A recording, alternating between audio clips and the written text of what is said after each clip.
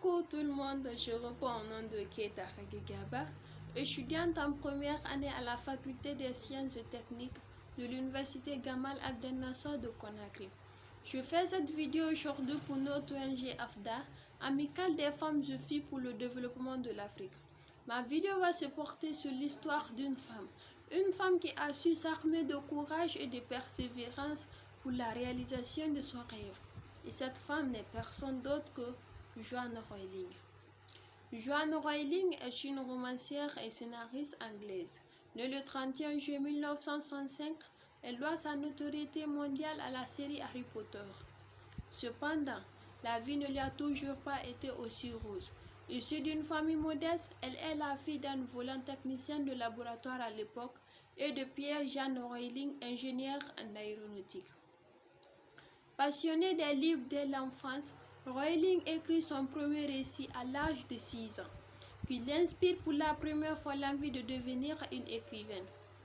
Mais la réalisation de ce rêve n'a pas été une tâche aussi facile pour elle. Ayant une adolescence troublée et pleine d'inquiétudes, car elle découvre que sa mère est gravement malade.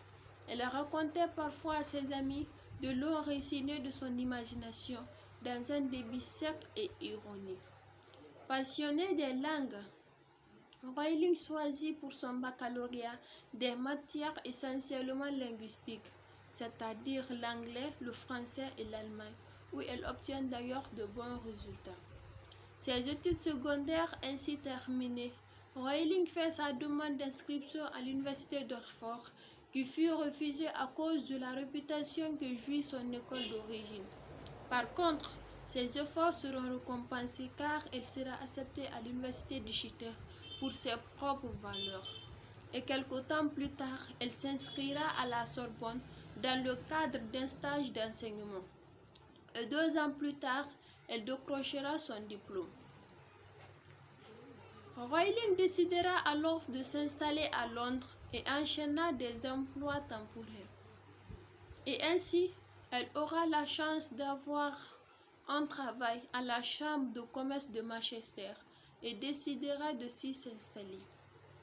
C'est ainsi que lors d'un voyage en train entre Manchester et Londres, que Royling imaginera l'histoire d'un jeune garçon qui découvre ses talents de magicien et part dans une école de sorciers. À tout juste 25 ans, Royling eut un coup de